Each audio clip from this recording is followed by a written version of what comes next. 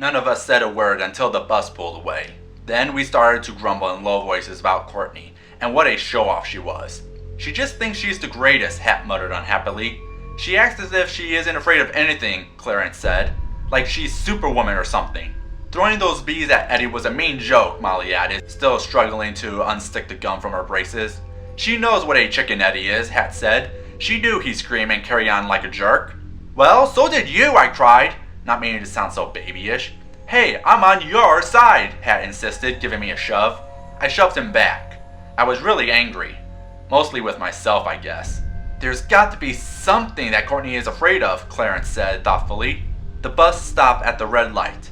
I glanced out the window and saw that we were at the woods that led to Muddy Creek.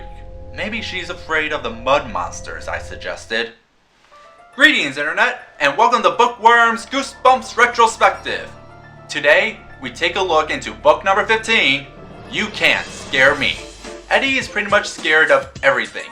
Snakes, bees, the dark, people surprising him, etc.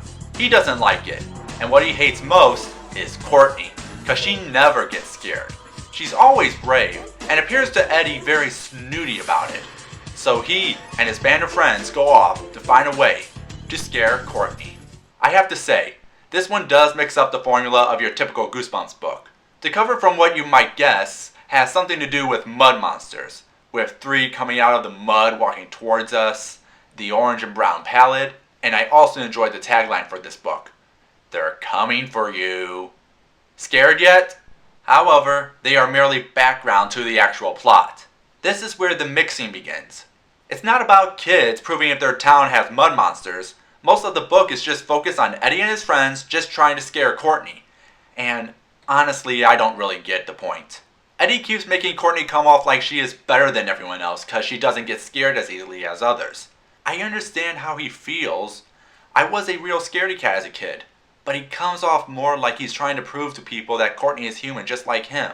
Yeah, she pulls a few jokes on him, but he takes it way too personally.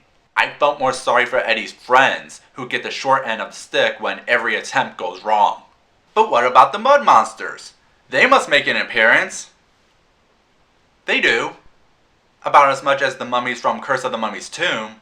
And for this one, Stein uses one of the most cliched kid tropes when they mix up the real mud monsters with Eddie's brother pretending to be one.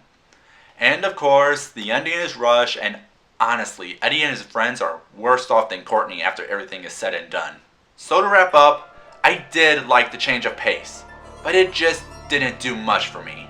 I felt Eddie was not in the right about scaring Courtney, and the mud monsters are barely used.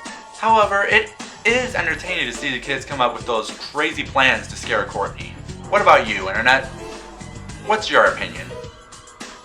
Till next time, have a scary day.